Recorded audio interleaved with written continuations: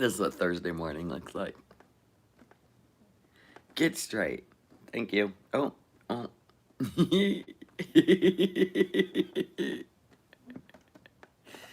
This is a sign that you sleep good. Right here. All this.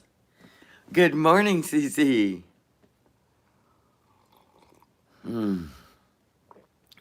Hot coffee in the morning. Oh, it's so good. It's so good. Good morning, I'm Gam. Look at this. Hello. You're sipping your coffee too? Yeah, you gotta love morning. Susan, LD.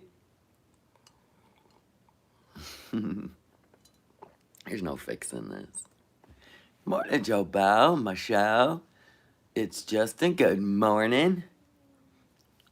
All my favorite people up at, what is it, 9 p.m. Eastern time. I literally just got up, made a cup of coffee. Because we got shit to talk about. News reporters got to get up, look like this in the morning. Yeah, it's Messy Hair Day, by the way, too. National. It's national. Damn. Coffee is the best, is it not? Now, what happens if coffee runs out? Listen, I'll be growing my own beans. What's in the agenda? Okay, so here we got things to talk about. So you know how they're searching for Brian at the Carlton Reserve, right? All right, I don't think he's there. Here is a story for you. So this neighbor, they interview the neighbors, right? And they interview the neighbors that live across the street. And they said, you know, Brian came home in that van, parked it in the driveway, and they seen him come home. But the interesting part was the dad went out and bought that truck camper. Half Pint's always ruining it. You tell the story. I'll wait. Just kidding. So the dad went out and bought that truck camper. And then him and Brian were working on it. And then after the FBI took the white van out of the driveway, the three of them, mom, dad, and a 23-year-old, went camping in that truck camper. 4 days. For 4 days. Now listen. They took him and dropped him off somewhere. Let's be honest. Nobody camps with your grown son in a truck camper. I'm just playing with you, Half Pint. I know we all get excited. But you know what I'm saying? Yeah. The FBI knows this. I'm not saying that the Carlton Reserve search is a ruse. I know, Wendy Ann. I'm saying, I mean, they ended up finding somebody else there with self-inflicted, and you know what that means. I'm just saying that they're televising it, but they may been looking for someone else while they got their eyeball on him. See, don't treat the FBI and local authorities and investigators like they're the Keystone Cops, okay? Because you always have to make the suspect think, or a person of interest think, that you're nowhere near them. So they pop out. They pop out. Now, why they didn't take the truck camper, I seen people, when the FBI was there, I seen people in the chat on WFLA and Fox News 10. I seen the people in the chat saying, check that camper. That, you know, the one standing on stilts in the driveway that goes in the bed of a truck. They're like, check that camper. And I'm like, take the truck. And find out when they bought the camper. I was thinking this before the neighbor came out. So, the truck will have a GPS built into it, right? So, They got other ways. They got other ways. I mean, he can't stay out in the woods forever. He's going to need food. I think the parents keep, they planted the car at the Carlton Reserve, then they picked it up, because they probably thought, oh my God, do you know how many haters we have? Somebody could just destroy that Mustang. You know what I mean? You get to thinking, was that a good idea? No. The parents haven't done anything that's a good idea. And I really hope they end up arrested too. Let them think they can lay by their pool and shit. But they were aiding and abetting, and if they can prove that they took him somewhere and dropped him off, yeah, they're going to be in big trouble for literally, I would say, at least hindering an investigation. You know what I'm saying? And of course, the court of public opinion is going to be their shit show for life. They're going to have to move. There you go. Clearly, their judgment is less than desirable, so anything is on the table. Yeah, I mean, who goes camping with your son when you know her fiance's missing? Oh, that sucks. Hey, let's go camp and barbecue and fish. That'll make you feel better, sweetheart. No. They have been in hamster in the wheel mode since he pulled that van in the driveway. They have been in the hamster in the wheel mode on what can we do to help you before anybody knows. Then as soon as they took that white van out of their driveway, they all got into that truck camper and went away for 4 days. Yeah, they're going to be moving behind bars, right? Did you guys hear, and I don't believe in, it's not that I don't believe in mediums, I just choose not to, what's the word? I mean, it's not like, it's not that I don't believe in them. I mean, that was a wrong word, because obviously I live among spirits in my house. It's just that I don't engage, okay? That's the word. I don't engage. But there's this one woman, she did a reading, and she told where Kylie and JJ were 4 months before the bodies were even found. She did a reading, described it and all. Yeah, that's the thing. There's so many that are wrong, that's why. But this one woman has helped. She helped in the Daybell case. She told 4 months she did a reading before they were even found. So before Gabby's body was found, she did a reading. And she did a reading in the Summer Wells case, and I am not going to repeat that one because it is heartbreaking. Heartbreaking. So the Gabby one, she did a reading on the Gabby one. And what she does is she clears the mind or whatever, and then whether you want to call them visions or whatever come through, and when they're correct, it's almost like she gets chills in her legs. So when it's correct, it's a elevation in spirit energy. Okay. So anyway, we've all had that. Have you not? Oh God, please tell me. Please tell me you have. Have you ever gone into a room or just be doing your own thing and then the chills come up your legs? Yeah, like they are right now in my right leg. Yeah, I'm pretty sure that if I tapped into that stuff, I don't want any part of it. But anyway, so she did a reading. And this was before they found Gabby's body. She talked about a snake trail, a curvy trail. She talked about she basically said Gabby's like got some leaves on her, but she's actually in an open area. Like she said, there's water nearby, blah blah blah. But anyway, she described exactly what happened in her whatever, and she said it was something about Gabby bought something. They were already at odds. Gabby was already pulling away from him. And anyway, so she brought a plastic bag into the van. Him and his plastic, seriously, dude. You're good luck in prison when you're eating on a plastic tray. And I don't even know what to tell you. You're gonna be mind. Never mind. Anyway, so she bought some stuff and brought a plastic bag into the van.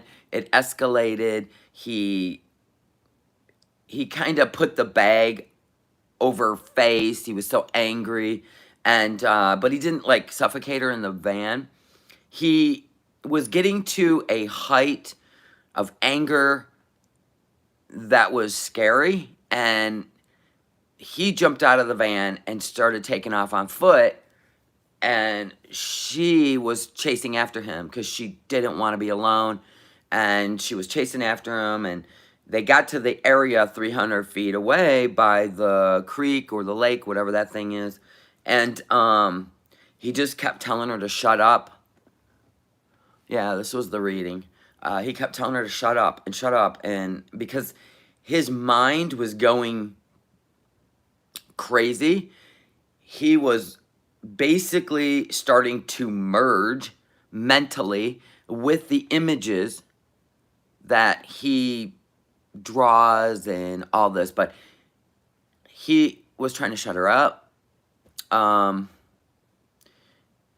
He hit her in the back of the head with like a jagged rock, and it was anything he picked up. He didn't pick it specifically, but this was a medium's reading, and then he just hit her in the back of the head. She fell into the water, and then he held her under, and then he pulled her out of there and laid her over there by a tree in an opening. She described the whole thing, and this was before they found her.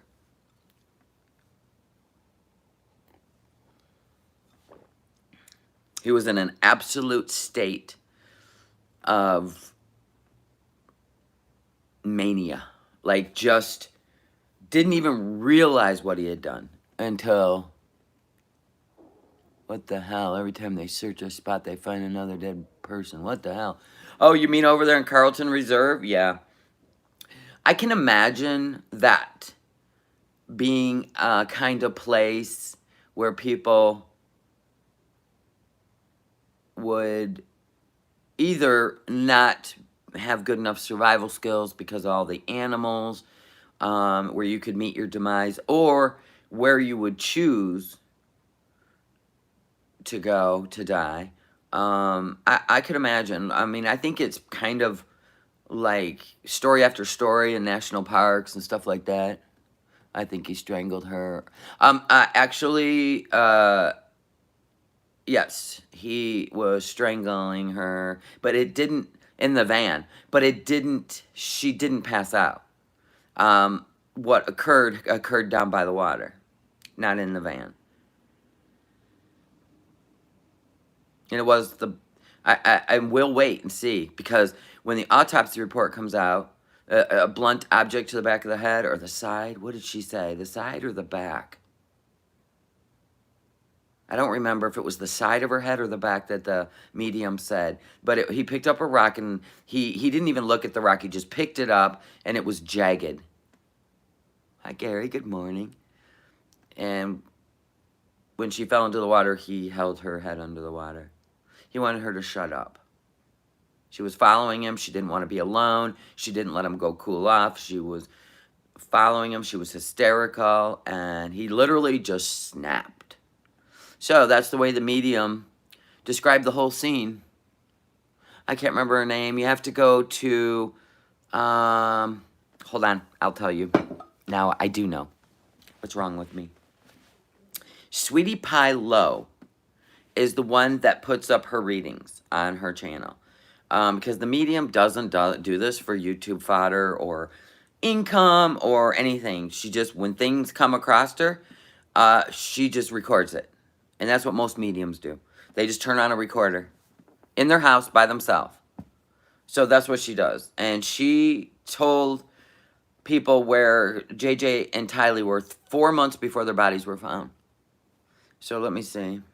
And she did a reading on Summer Wells. That's up to your discretion, but I do warn you. Oh, and then, okay, and then this couple, you know, they went out to Wyoming. They went out there for a wedding. And then on the 27th, oh, and the medium says she was killed on the 28th. She was killed on the 28th. So, this couple, they went out to eat at a restaurant, like around 1:30 in the afternoon on the 27th. Well, they were sitting right next to Brian and Gabby. They were sitting right next to them. And of course, you know, they were having a fight. I don't know if it was between them or Gabby was trying to get him to shut up in a restaurant full of people. But they remember that they went out the door, and then Brian came back in and was just berating the hostess. She goes, we were just sitting there and I was telling my husband, you know, check this out. They're probably trying to get out of paying their tab. You know, like people think that when they see somebody like verbally assaulting like a restaurant worker, they're trying to get out of their paying their tab or get something taken off the bill. Nobody knows. But anyway, so she went on TikTok. They reported to the FBI. She went on TikTok and was telling the story. And this girl is getting so many threats and hate. What is wrong with telling the stories that your encounters, these people stopped and went everywhere? There's going to be way more encounters than that. Of course, there's some fake ones out there, but the FBI, I mean, CNN even reported the restaurant incident, and the restaurant confirmed it, and the public's giving this woman on TikTok a bunch of hate and threats. Well, she's young. They're like, why didn't you report that sooner? And she was like, we didn't even, listen, we went there for a wedding, and then we spent however many days doing all these things. That was like this much of our life. And then it dawned on us. Hi, Tracy. Okay, so let me find it for you guys. That's crazy. I can't even. All right, so you're going to go to, I'll tell you what channel.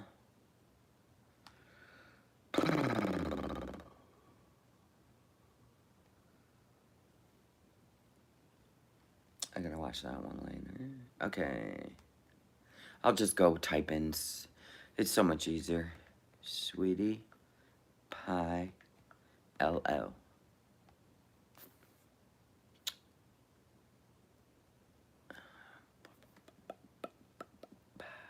Okay.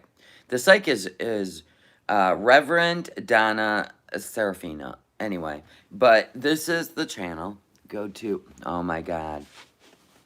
Sweetie Pie. Oh, come on. You can't touch anything with your finger. Okay, let's go over here. Let's go over here. Okay, this is the channel. Sweetie Pie Low. And the videos are in there. So the video you're going to watch was put up 14 hours ago. And it's called How He Ended Her Life.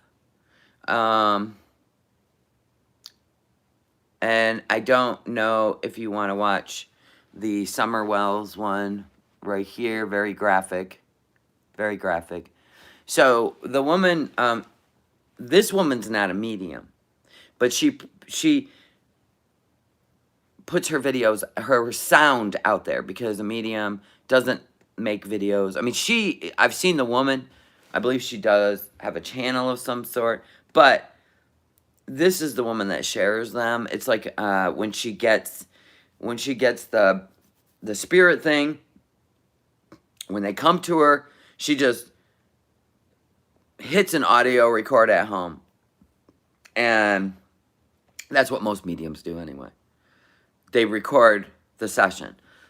Just audio. They can't be bothered with cameras because they got to keep the energy field clear. So things come to them. Now, listen, she exactly described where Gabby's body was before they even found it. And she even said, she even asked the spirits, are they in the right place? Are there dogs? Will the dogs find her? And then she's like, nope, no. She goes, why wouldn't the dogs find her? And she goes, okay, never mind. And so she just asks questions and gets her answers.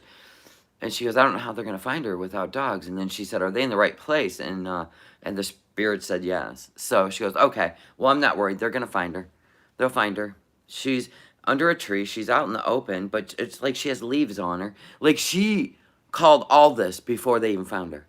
Right by the water. She goes, it's a creek, it's a lake, it's a river. I don't know. There's just water. There's water flowing. And blah, blah, blah. So there you go. Go watch it yourself. Not right now, but I mean when we're done.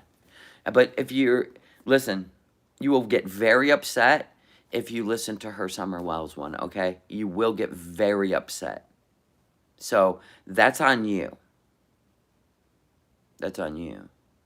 See, I don't get a kick out of anything to do with kids. I don't get a kick out of listening to anything horrific, knowing anything horrific, and it's disturbing. Her reading is disturbing.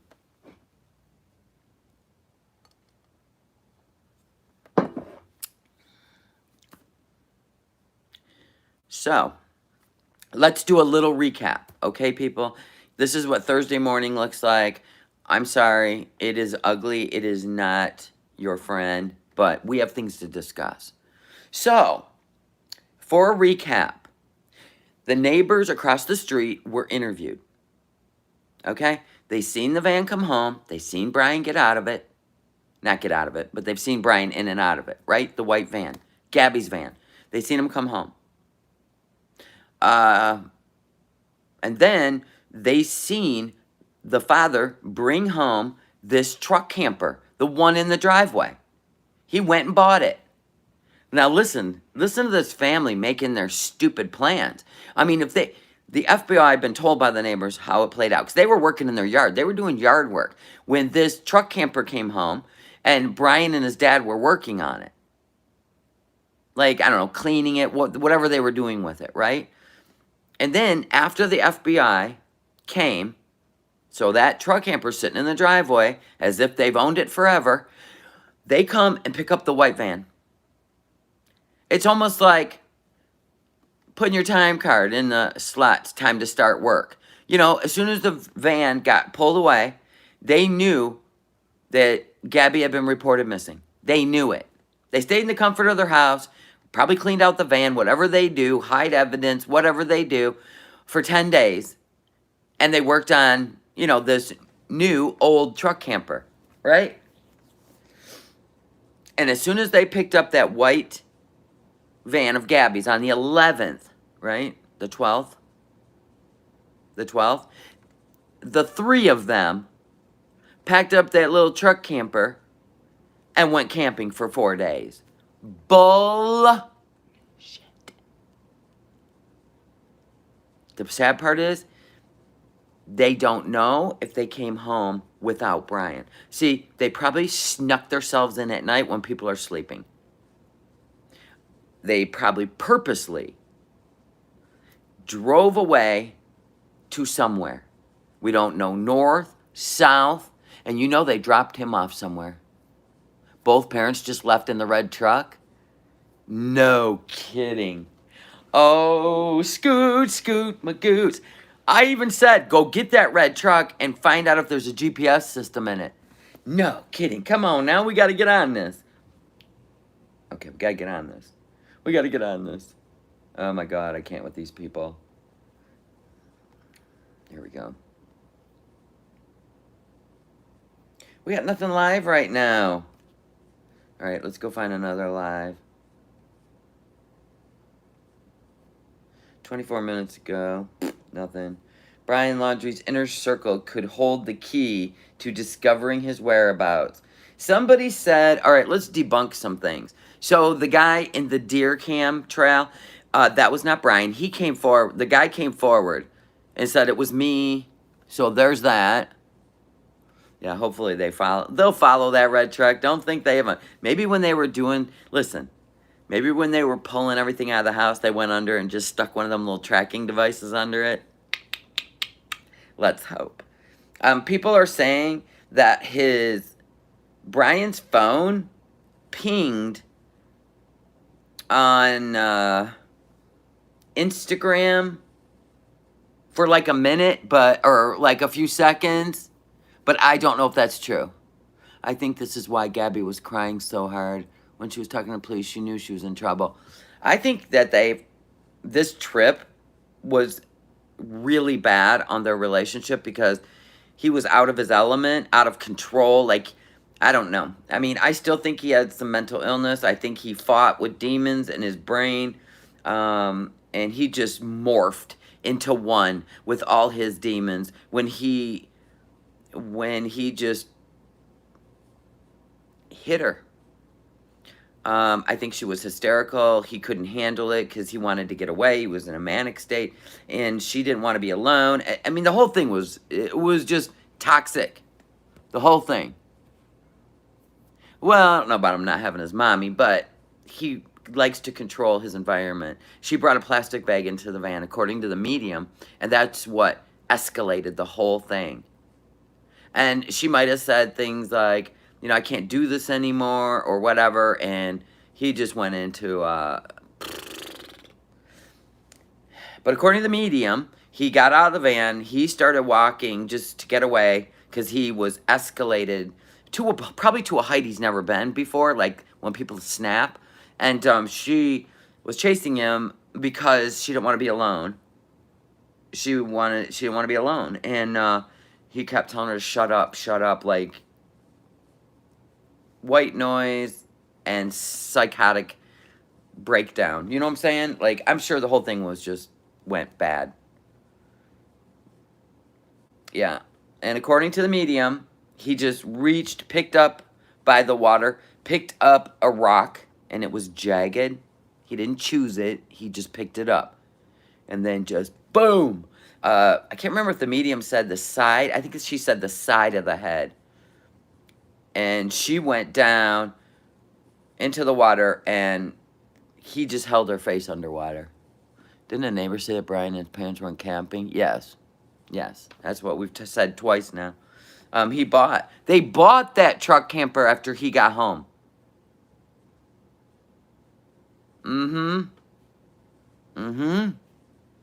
According to evidence marked by police, he was shouting at her as she ran. Wow. Crazy. All right, we got to find...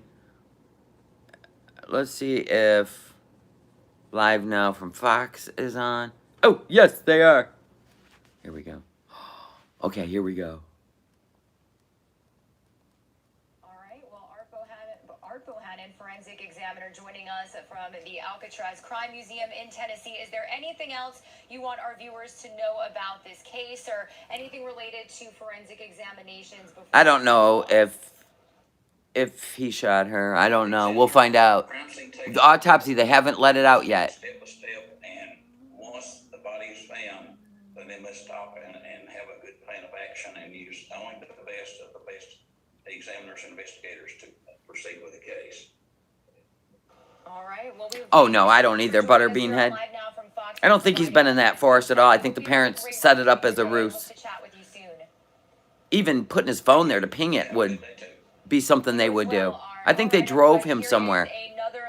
Here we go. The Fox 13 Tampa Sky Fox flying over the Wilderness Preserve, where the fifth day of searching for Brian Laundrie is underway out there in Venice, Florida. Some of you are going to see a quick 2-minute commercial break.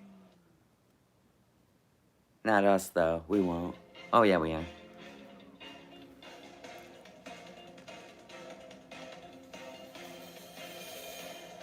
So, we're on a little break. Autopsy said homicide because of death not revealed. Yeah, I mean, even if he hit her with the rock and the side of her head, I mean, that's blunt force, right? So we don't know. We have no idea. We have no idea. I mean, if it was a gun, then we'll be able to tie that. Possibly, they'll be able to tie that into the girls in Utah. But if not, he'll be off the hook for that one.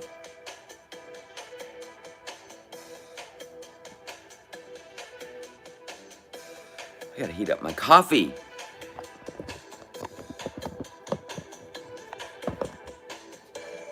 All right, I'm gonna heat up my coffee. Oh my God, get me out of these blankets. I'm sweating. Oh, Lord help me. Lord help me.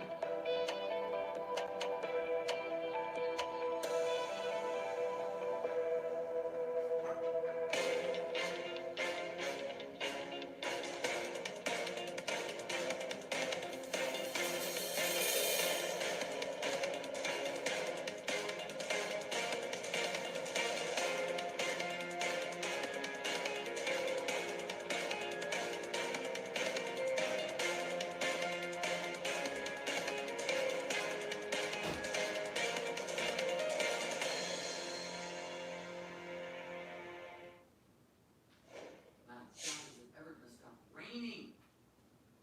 Seriously.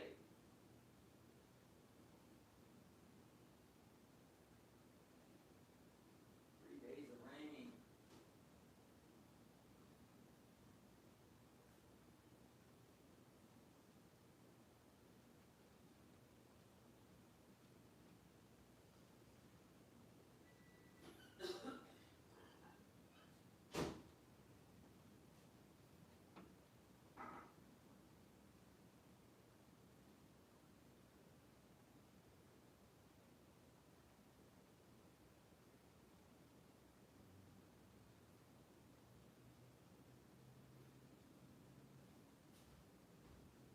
Okay. I'm awake. Now listen. Where is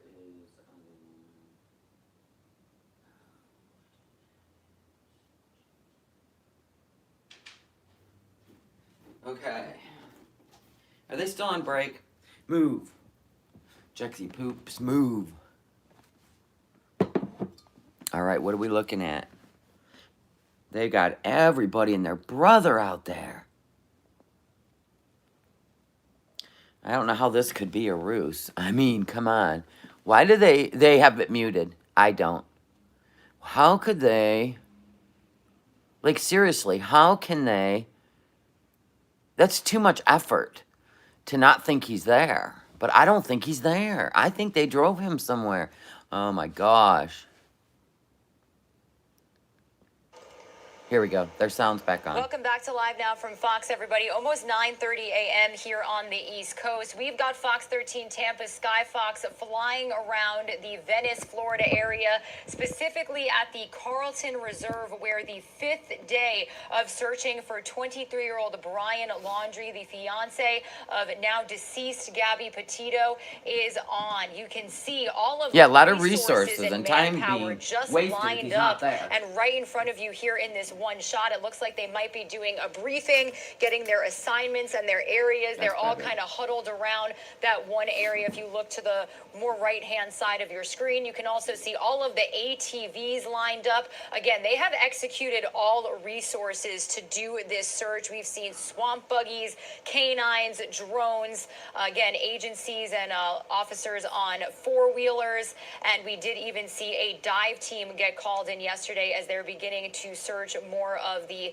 swamp areas and the water out there as well. So we're going to keep bringing you this shot here on Live Now from Fox as we get it. Meanwhile, I do want to touch on the people, the families, the strangers that have been paying tribute to Gabby Petito since we did learn that the body found near Grand Teton National Park was officially confirmed to be hers by the FBI Denver Bureau. Now, I want to start off with this photo right here, and I'm actually going to take off this lower so you can just see the powerful image. We've got Fox News confirming that Gabby Petito's stepfather, Jim Schmidt, visited the exact site where her body was found at the Spread Creek Dispersed Campground in the Bridger-Teton National Forest. He placed stones in the shape of a cross and flowers on the site. Now, just to give you a wider view of where her body was found, this is some drone footage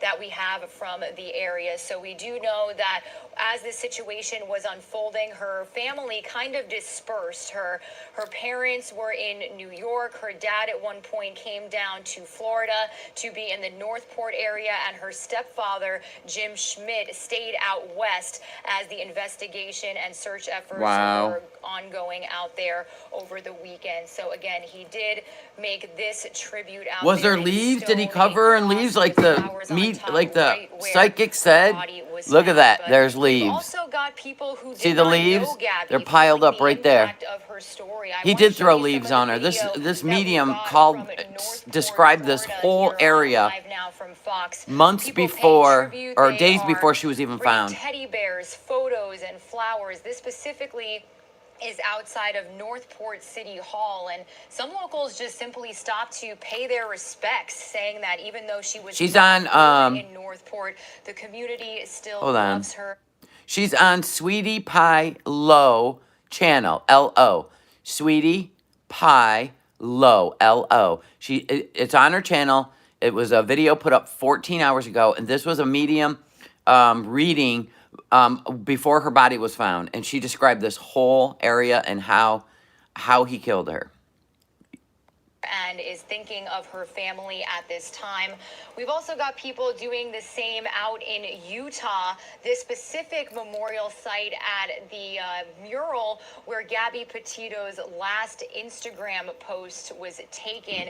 You can see just how happy she was in front of those butterflies.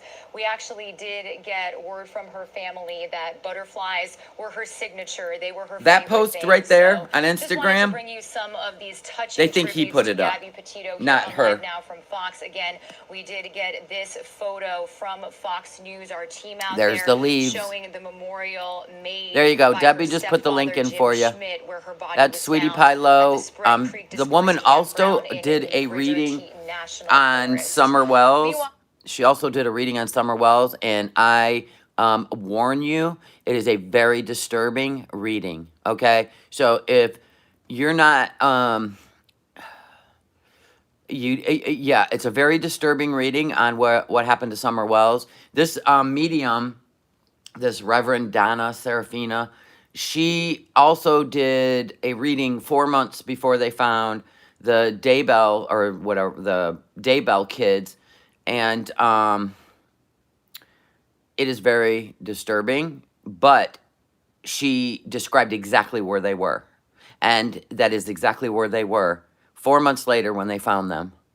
Yeah, I can't handle the children's stories either. I did listen to it, and it was very disturbing. Yeah, oh yeah. The public, listen, he is not going to, I do not believe that Brian will commit suicide. If he would have committed it right here after this happened. He wouldn't have drove that van back. He wouldn't have had his parents help hide him, and I mean, he wouldn't have worked on his camper with his dad when he got home. He would have been a emotional mess, right? If he had any sympathy or empathy. But no, his parents helped him get away, and that is what I believe to this day. It's my opinion, but I'm just saying, if he was going to kill himself, he would have done it already. Everybody, we do still have those aerials of the ongoing search efforts for her fiance, Brian Laundrie, still a person of interest, the only person of interest in this case. A suspect. We have heard some details that more questioning might be done on the parents, because we've heard from neighbors that they took a camping trip right after Brian came back, and they did tell authorities that this reserve is the last place they knew Brian was going. And they lied. They never saw or heard from him again since specifically last Tuesday. They drove him off and dropped him off somewhere, probably in the Bahamas. Legally speaking. So I do want to play for you this next segment from our Fox 13 Tampa team. They spoke with a lawyer kind of breaking down what the deal is here when it comes to Brian's rights, his family's rights, and everything that we've seen thus far. I like her better than WFLA, because that one guy gets on my nerves. He's too hyper. officials pressing Sensational. legal questions surrounding this case. And Tampa defense attorney Anthony Rickman joins us now live to help us understand the situation a little bit better. Hi there, Anthony. We appreciate your time here. The big question I know so many people have. Exactly. This business about a person of interest, there's really no suspect who's been named. Why, in your opinion, has Brian Laundrie not been formally named a suspect? Good evening, Mark. And Exactly, Jane. there's no requirement that law enforcement deem Brian Laundrie a suspect. But in these cases, in these investigations, actions speak louder than words. And we only need to look at the actions of law enforcement to see that Brian Laundrie is indeed a suspect. Of course he is. We see law enforcement executing search warrants that indicate they believe a felony occurred. We see a nationwide manhunt, local search warrants. We see the state of Florida executing any resource they have to find Brian Laundrie. Although they're not calling him a suspect, it's clear he is a suspect, and he's the only suspect in this case. Yeah, I was just going to follow up. What do you make of the fact that no other person of interest has been named? Well, look, Brian Laundrie was with Gabby when they went on this trip. He came back without her. We know that there's a history of violence and abuse while they were on this trip in Wyoming. We know that when he comes back, he leaves and flees, and he still leaves that to be found. We know there's mysterious text messages that were sent by somebody with access to the phone, and he had access to that phone. Yep. Right now, he's the only person with a direct link to Gabby who may know where she is, or right now, the only person we believe may have done something to her. Yeah, you spent some time working in the state attorney's office years ago. What, in your opinion, do you think, if he is guilty, what do they need to make a case against Laundrie? They're going to have to prove that he's the one who committed this crime. And in doing so, the first thing they're going to look at is that autopsy that was just conducted. They're going to look to see what caused the death of Gabby. They're going to look to her body to see if there's any forensic evidence, for instance, DNA under her nails. They're going to look to the surrounding area around her body to see if there's any link to Brian Laundrie. Did he drop something? Did he leave something? Did he leave a weapon? They're going to look to the phone records, his conversations with anybody around to see if he said anything incriminating. Ultimately, they're going to argue that his fleeing, his running away, forms some sort of consciousness of guilt. If you didn't do anything wrong, why are you running? Why are you fleeing? Right. They're going to piece together all the evidence to make and build a case if they believe he's the person who committed the crime. Let's back up to that Northport police press conference about a week ago. And I know we're all used to it in the media, of course. As you know, there's a lot of information that can be held back in an investigation that does not need to be made public early on. But it was curious. The Northport police chief said that there is a lot that they weren't telling us. They did admit that last week. Of course. What do you think kind of because the public's crazy.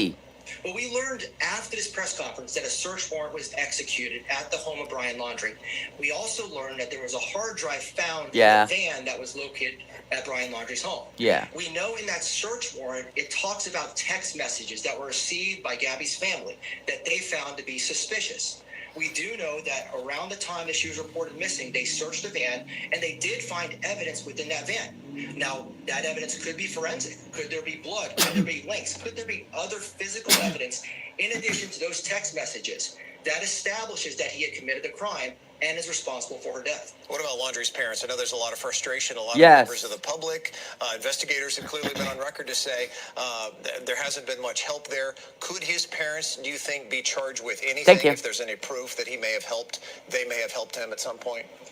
Absolutely. If law enforcement can establish that his parents, if they did, we don't know what they did, but if law enforcement can establish that his parents in some way hid evidence, concealed evidence, tampered with evidence, then they could be charged. Good. Additionally, we know the FBI was involved in an investigation. We know the FBI came and spoke with the parents. If the parents lied or made false statements to the FBI, they could be charged with that. If the parents intentionally assisted him in fleeing or did something after the fact, they could be an accessory after the fact. Good. So possibly his parents, depending on what they did, could be charged with a crime. Good. Sure. We have so many more developments likely coming by the day, as we've seen over the last better part of a week and a half. So, Anthony Rickman, an attorney in Tampa, we appreciate your time tonight and your perspective. Tonight, we're also... All right, that was a great segment from Fox 13 Tampa, answering a lot of questions that the public has had is why has Brian just been named a person of interest? How have they not been able to rule him a suspect yet? As well as other questions that, we've been asking our own experts as well. So huge shout out to our Fox 13 Tampa team for having reporters at the reserve, boots on the ground, and covering all of these different angles when it comes to the case and disappearance and now death of Gabby Petito. I'm telling you. Going to see a quick I'm telling you, when the autopsy report comes back, If they say that it was a blunt force to the head, then that medium, that psychic was dead on. I mean, she got the vision. I mean, because she described the area, she described the leaves, that he kind of threw some leaves over her. He didn't bury her, he just put some leaves over her under a tree. We seen the scene. This was all before they found her. So now the autopsy report has not come out yet. So if it comes out, because according to the psychic, he was in a fit of rage, literally, like not even in a conscious state of reality. He picked up the nearest thing, which was a jagged rock, hit her in the side of the head. She went down in the water, and he held her under the water, and then he dragged her up on shore and put her in that spot and threw some leaves on her. So if all that comes out of the autopsy report, that's how he killed her, and that's how she was killed, this woman will have literally called the whole thing out. I mean, this woman knows what she's doing. You know what I'm saying? Because that's what I'm waiting for. A commercial break. When we return, we're going to head out to Northport, Florida to get an update I'm gonna from forward Fox's this. Jonathan Seri. He's going to be officially started trading. Right now good they're on this Thursday, September. Okay, so we're gonna let this just get past this. So what do you guys think?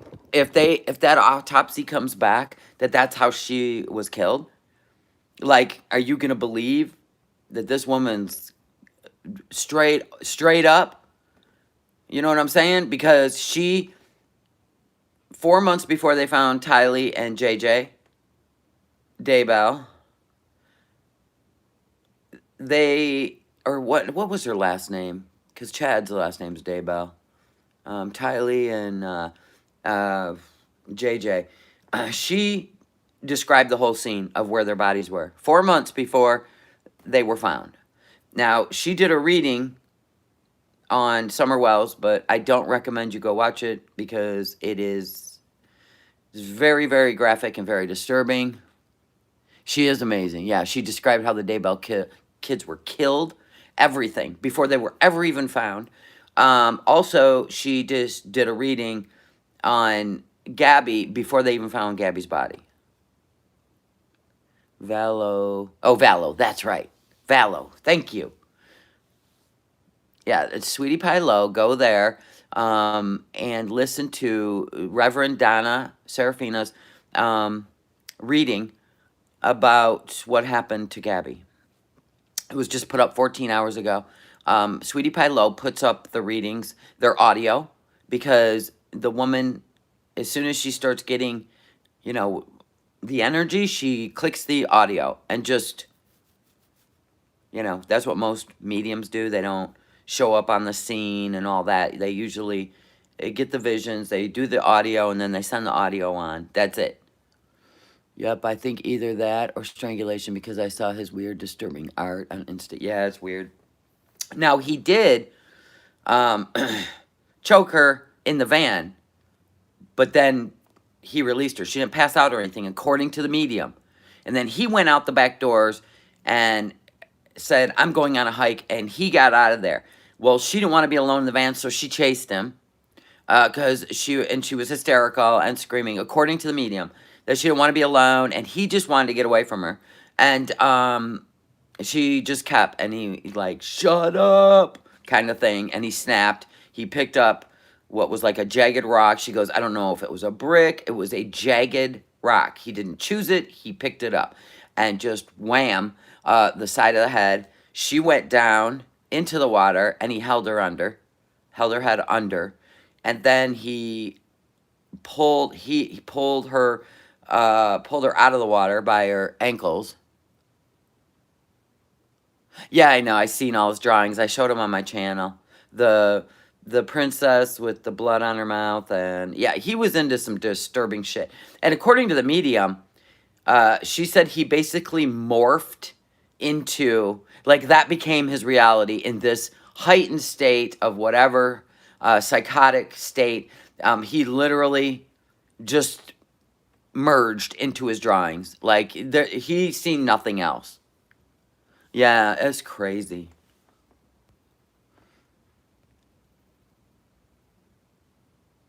It's all crazy. Let's see if they're done with this. 23rd. Wanted to bring you this here. Oh my because God. This is what we do. Let's go We bring you forward. Live, raw, and unfiltered. Hard Okay. drive that was in that van, but again, they haven't said what, if anything, they found on that external drive, Regina. Wow, very interesting to hear. I do want to ask you, Jonathan, about some new interesting information or claims we really got from neighbors that spoke with Fox Hi, News Julia. yesterday. What can you tell us about what they said? That's as their far as sound, the not family mine. taking a camping trip right after Brian returned home from, that road trip, and he returned without Gabby. Yeah, so on September 1st, Brian reportedly returned Listen. to his parents' home without Gabby and driving her white van. But neighbors say that everyone's been acting as if nothing happened. That Brian was out mowing the lawn, that he would go for a bike ride. And then he ain't going to kill himself. Say that they saw the parents loading up their camper trailer, towing it with the truck. It's a very small camper trailer, so they thought it was kind of odd that you'd have these trip, but they left the camper for several days and then return. But the neighbors say that it's very strange behavior for a missing persons case where you have this family acting very nonchalantly as if nothing's happened. Told ya. Yeah, and that leads exactly into my next question for you, Jonathan. Do we know, you've been out there, boots on the ground. I see you're literally in front of the Northport police station. Do we know of any developments, and maybe will the parents be questioned a little bit more? I know that we've had teams outside of the Laundrie home, and it doesn't seem that they've even left their home. So what do we know about moves being made on the parents right now? Yeah, everyone's frustrated, especially Gabby's family, that the parents haven't been more cooperative with authorities. From the get-go, they would only refer questions to their attorney when police tried to talk with them. And the first time they broke their silence was Friday of last week, when they called police saying that they wanted to talk to officers, but it was because they wanted to report their son. Yes, I know, missing. since Apparently Camilla. They offered very I know, little I've seen it. on the Gabby Petito investigation. It was all focused on their son, who they say had left their home several days earlier, Tuesday of that week. They lied. They said that he was going hiking. He told them they he lied. was going hiking in that They nature drove him reserve, somewhere Carlton and Reserve, gave him a head start. And then didn't come back for several days. Camping. They went out and they retrieved his car, and it was only after they brought the car, that Mustang, back to their property that they called authorities. Bullshit. They And put the Jonathan, Mustang there want to show for our audience, distraction. Some of the footage that we've got from another day of search efforts underway at that preserve. So yesterday we saw that dive team be called in. So does that mean that we're looking for a body, or does that mean that they just wanted to go and search more swampy areas of this land? Yeah, it's actually the latter. There's been a lot of rain in this part of Florida, and so the Carlton Reserve, which is already a swamp, is now 75% underwater. And so they have this dive team, and they have a very specialized sonar that they I can't use believe for that family's large putting bodies of water. these They also have searchers cadaver through all dogs, this. but police say this is not the result of any evidence or any tips that they got. It's just part of the overall search. They want a very comprehensive search and just I think take they set all this up because they know where he really is, and they're keeping an eye on him. In the preserve, and if he is they're going to catch him somewhere still else, alive, far away. We spoke with an eco guide, an eco tour guide, who said that someone with knowledge could survive almost indefinitely in that reserve, because think of it, there's plenty of fresh water, there's plenty of fish, and if you know what types of wild he don't seem like a fisherman to me. Eat, with the proper skills, he doesn't look like a survivalist either. And so authorities are clearly hoping that he is somewhere in that 25,000 acre reserve, and they have been searching since Saturday, and they continue that search even as we speak. All right, and Jonathan, I do believe that we just got a live picture from outside of the Laundrie family They took the home. look at. They did And, take the red what has truck. the activity been looking like? Actually, as The you parents just took the reported, red Jonathan, truck. we see that Mustang Sorry. in the driveway. Oh, they got the What Mustang has the back. activity outside of the home been looking like? Yeah, well, initially there was a lot of activity. You had the media surrounding the home, you had some protesters around the home, and whenever there were developments, sometimes the protesters would even encroach on the property. Police have since backed everyone off. They're not allowing people to gather on the street, and certainly not on the property. But people are keeping a watch from across the street on private property. Much fewer people in that neighborhood as police are restricting access. You really need to have business in there, and if you're media, even, you have to have permission from private property owners to be on their property across the street. So much less activity. If I lived in that than when neighborhood, this I'd be case charging was first, people. I'd be like, reported. come But on up, everyone put is a keeping tent in my a yard. keen $100 eye a night. on the Laundrie family home. And I'd be again, some profiting from significant that shit. developments today when we saw both of Brian Laundrie's parents leaving the home in their truck, and then the mother driving back in her Ford Mustang, a Ford Mustang that had been taken into evidence because Brian had been driving it extensively since his return to Florida after Gabby disappeared during their trip out west. Yeah, definitely a new development this morning, and we thank you for bringing this to us here, Jonathan. My last Move, question little to you, Jaxie. I know you're busy, I don't want to keep you Move. too long, but how come we have not, it's been days since we've gotten an official press briefing from lawyers, from police. Why is that, and when do you think that we'll hear from authorities next? The autopsy.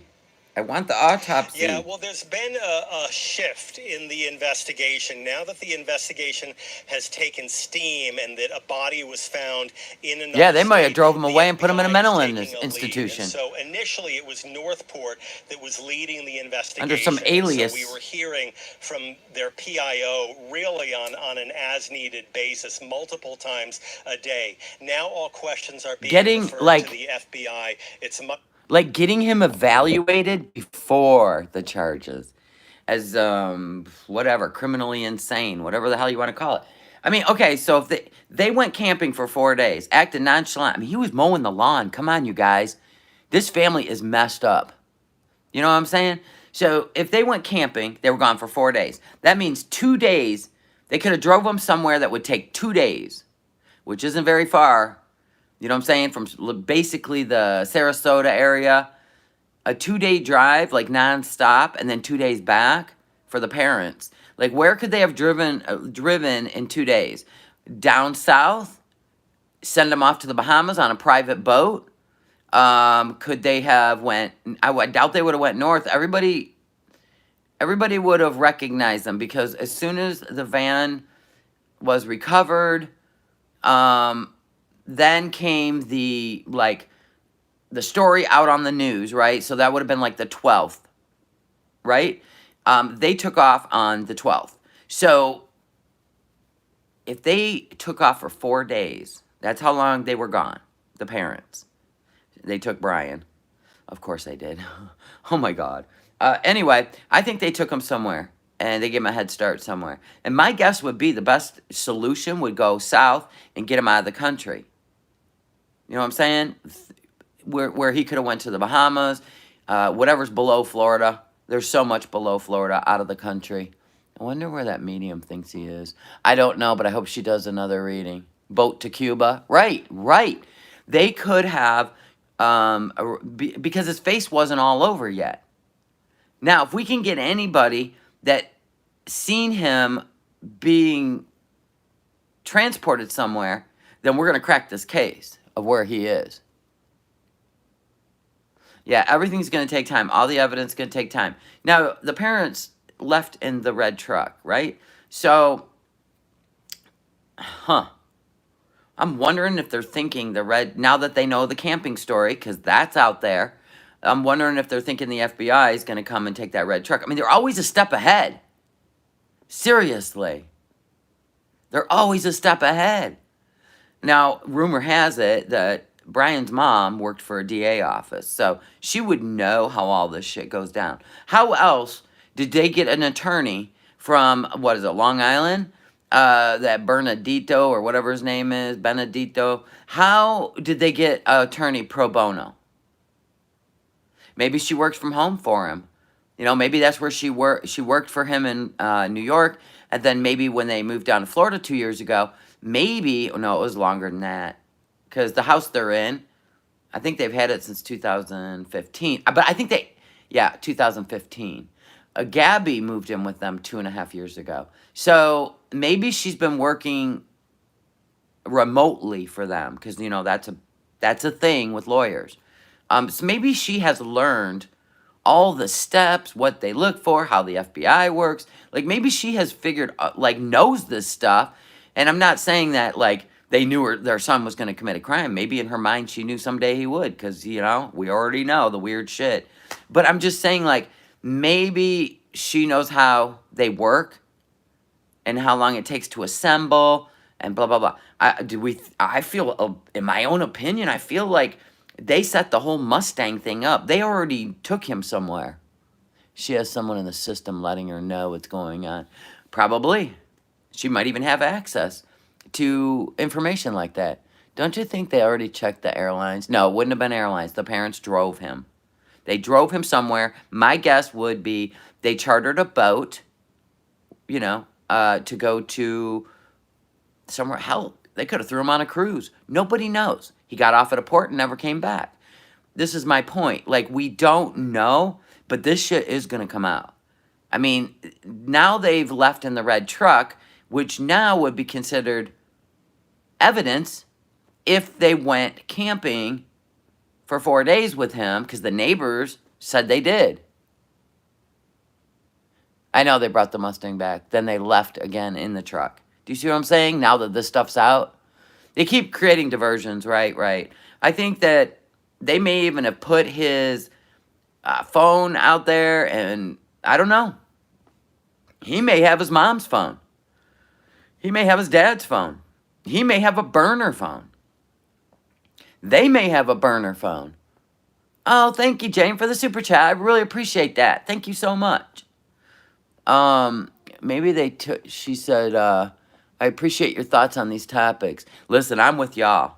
But as soon as I heard about the camping trip in a truck camper with your grown son, and I heard him acting normal at home and the parents acting normal after he comes home without Gabby, like, this whole family. Whoa. And this is why it's caught worldwide attention. This is why John Walsh is on top of this. Now listen, I love to believe that they will find her. But I also heard the story last night on the Interview Room with Chris McDonough of that woman's daughter who was killed by that ex-Marine. He's a very, very bad man.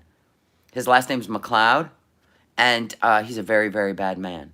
He's been able to hide himself from FBI for 5 years. The last known place was Guatemala. He's got a fake Canadian passport. He goes by 3 or 4 different aliases. He has the most identifying tattoos all over his body. There's no way he could get them removed. There's so many. His chest, his arms. He's got he was born with like a deformed ear. It's like, I don't even know how to explain it, but it does like this weird thing, just one ear, kind of like that. If you were to look at me head on, the one ear's deformed from birth. He's a big guy, big steroid using muscle head. And he violently killed her daughter in San Diego. And then he took off to Mexico. And then since Mexico, he has been in 3 or 4 different countries. And for 5 years, he's on the top 10 America's Most Wanted. And they've not been able to find him. Do you see what I'm saying? So we can't, if they even knew that story, and got him out of the United States, we may never find him. And would I be surprised if the parents knew to do that? I wouldn't be shocked at all. If Brian lets his hair grow out, he would look like 45% of the men his age. Thank you. Absolutely. Absolutely. If his hair grows out, he shaves the scruff off his face, or he grows a full beard, and he's in another country, that's that. Like, that woman was killed in 2015, Christine, and the mother has not given up. She has traced and tracked this guy from and he moves and moves and moves and moves. Brian has a backpack. Brian could be in another country. That's the only way. Yeah, and wearing a mask. I mean, they could have got him out of the country. They had such a head start. And those 4 days, easily drove him down to the south tip of Florida, chartered a boat, and got him out of here. Took him to Cuba, and then moved on from there. Like, we have no idea. And this whole Carlton Reserve could just be whatever. So I don't want you to get your hopes up. This every day. I mean, 5 days they've been down there searching, and they have helicopters and dogs, all kinds of dogs, poodles, German shepherds. They have every kind of dog you can think of, trying to pick up his scent, and we're getting nothing. Yeah, is it me, or do the Laundrie seem to have been through this before? I think if she worked for a DA office, she's probably seen and heard every story out there. He also was reading a book about 4 people going out on a journey, and three are killed and 1 comes back. Like, it's like he's living out this shit that he read. He was an avid book reader, and it was always The Watchmen, Hellboy. It was always some son of Satan, and I mean, if he can come home and just act normal, like nothing happened, the whole family, something's just not right. I mean, something's just not right with these people. And I feel like I would not put it past the parents to have gotten him out of the country when they went camping. 4 days? Really? You had 4 days? Nobody was... They pulled the van out of the driveway, and off they went. And the neighbor said that he went and bought that in that 10 days. So this isn't an old camper that they've owned. Very toxic, the whole family, the whole situation, everything. Now, I hope that Psychic gets a good reading. Maybe get a visit from Gabby, and Gabby's spirit will tell her where he's at. I have never seen a person his age without at least 1 cell phone. Yeah. Like, okay, so when they went through the storage unit, the lesbian newlywed couple that was murdered in Utah, coincidentally, a creepy guy, maybe Brian wandered around at night. Do you see what I'm saying? And maybe she was sleeping. He creeped out. Maybe because he blamed Kylan for the 911 call. Nobody knows. So Kylan and Crystal were killed, right? And they were shot to death in a very gruesome way and left down by a water's edge. Anyway, he may not have anything to do with that. But I'm saying, if he did, and then he was able to go to, that would have been, then he flew home. He flew home the day before those bodies were found. In the middle of their trip, right? In the middle of their trip, he flew home before those bodies were found, the day before. Someone earlier mentioned that he might be on the spectrum. No. The spectrum people do not have psychosis. They actually live in a different world. And it is not violent. It is non-social. They're highly intelligent, but it's non-social and generally not violent. They get frustrated, but they don't they're not fixated on blood and gore. I believe he is, if anything, would be schizophrenic. That's where they see images or they hear voices. And then the manic state. What video did you see? He lied to the cop's face that he had no phone and pulled his phone out a minute later. Okay, right, he did. I seen that. He said, she's the one with the phone, I don't have a phone. And then she's like, tell him not to forget his phone charger. Okay. But anyway, so when they went and searched the storage unit of Kylan and Crystal's, they shared it with Kylan's dad. Okay? They shared this storage unit with Kylan's dad. Well, in this storage unit, they found about 6 burner cell phones. They did find some drug paraphernalia. So I don't know if that belonged to her dad or if her and Crystal... So that could have been a drug thing gone wrong. I don't know. But she did tell friends that there was a creepy guy near their campsite. Be spiritual awakening. Well, hello. All right, let's see what's going on. Much more centralized, and the FBI is being very tight-lipped about what evidence they have and what evidence they don't have, playing it very cautiously. Also, since the body's been found, Gabby's family, which had been very vocal with the media, giving interviews every day, they, through their attorney, have said, I'm paraphrasing, we need some space to grieve, but once the body is returned to us from the coroner, we'll talk again. I cannot wait Brian's family has been to find tight-lipped, out both to how she police, died. other than reporting their son missing, and certainly to the media, referring all questions to Brian's attorney, who also has been very tight-lipped throughout this investigation, Regina. All right, well, Fox's Jonathan Sari out there in Northport, Florida with us live and with a new development this Thursday morning. We thank you so much for your time here on Live Now from Fox. We really appreciate you and your team's efforts out there.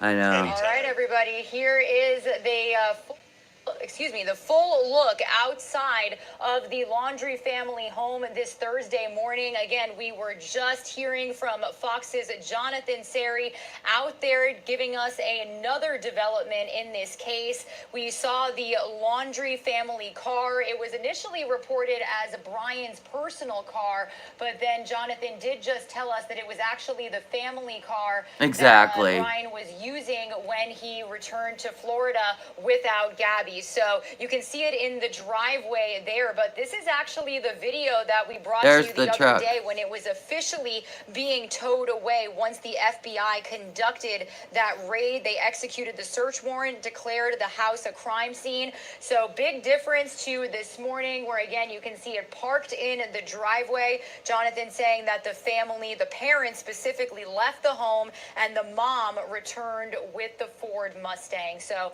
new development for you here on Live Now from Fox. As promised, we are bringing you all the new information we get regarding this case.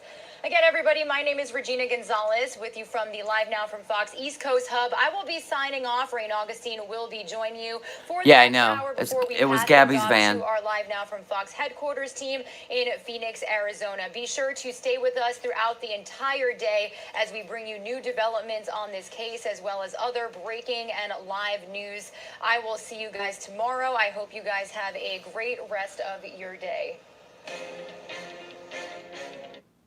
So there's that.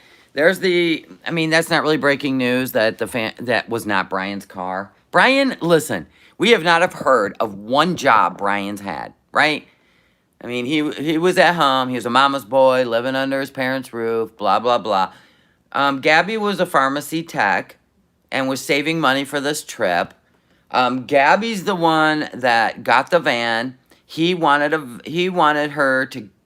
go travel, and he said, he told her to get a van because they wanted to stay in the van. So she went and got the van. He didn't. It was hers. They weren't married, so it wasn't both of them. An important point that it was her van. Where there's abuse, there's also financial abuse. Of course.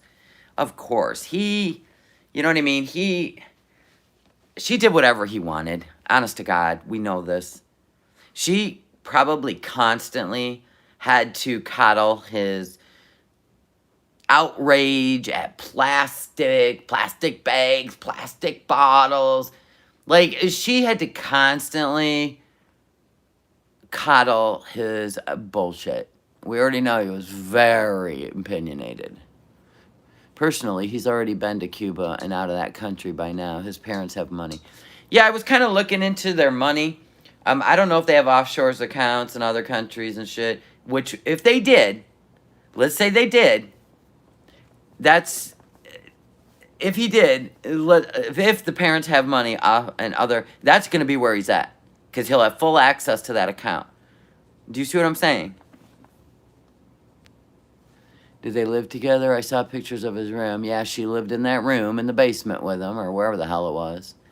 I always call it the basement. He kept wanting to steal her phone in the van. I know. He kept taking her phone away from her and locking the door. Like, to get her in line. To control her. Because her worst fear was being left alone with no way home. And he would take her phone and lock her out of the van and throw her backpack out the window. Just to keep her in line. We know that, yeah. He was very controlling because he was jealous, he was opinionated. You know, she couldn't, like, a plastic bag, really? So if the medium is right, this all escalated. It started at a restaurant, 1:30 in the afternoon on the 27th, where people saw them fighting. And she was hysterical and embarrassed, but he didn't back down. He even came back in the door and had it out with a hostess, berated her.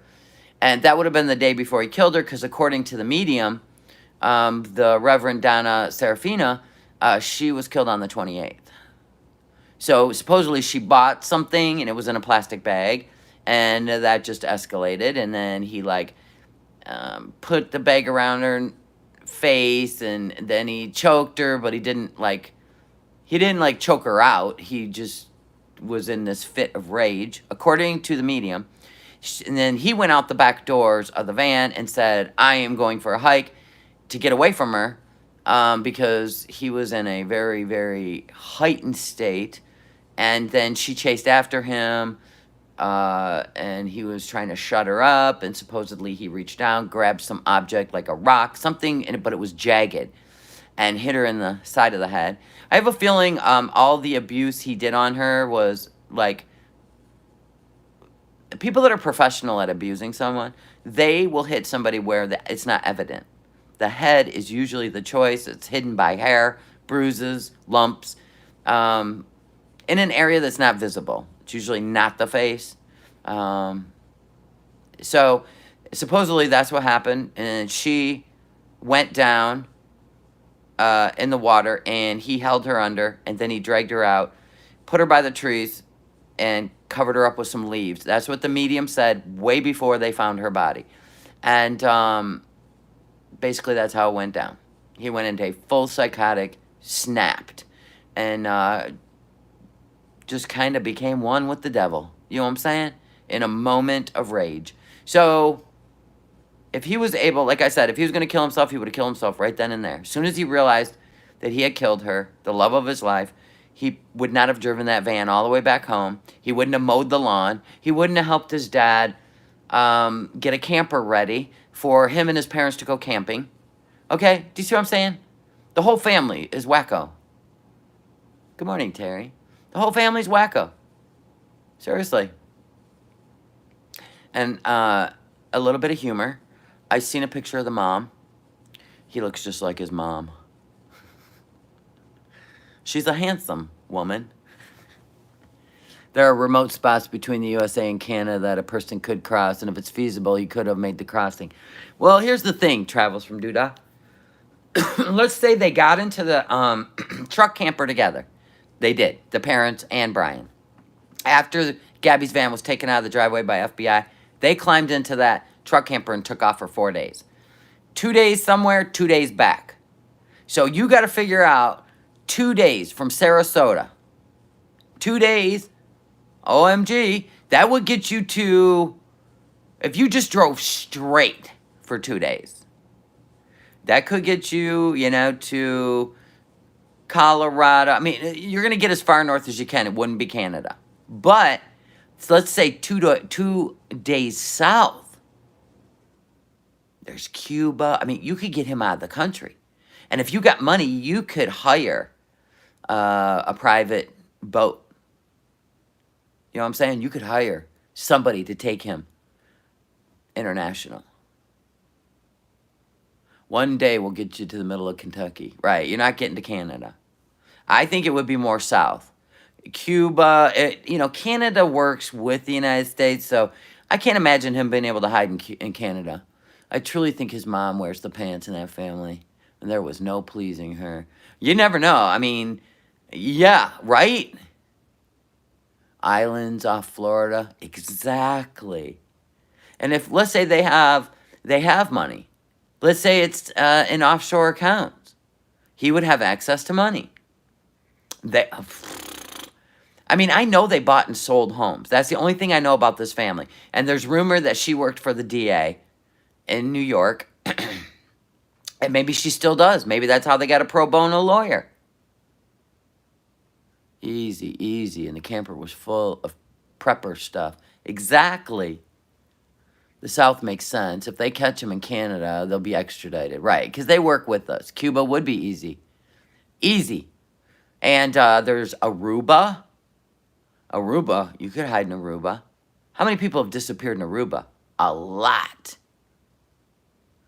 A lot. I would think that would be the dream of somebody who had fantasies of killing somebody and, like, listen, he morphed into a perpetrator.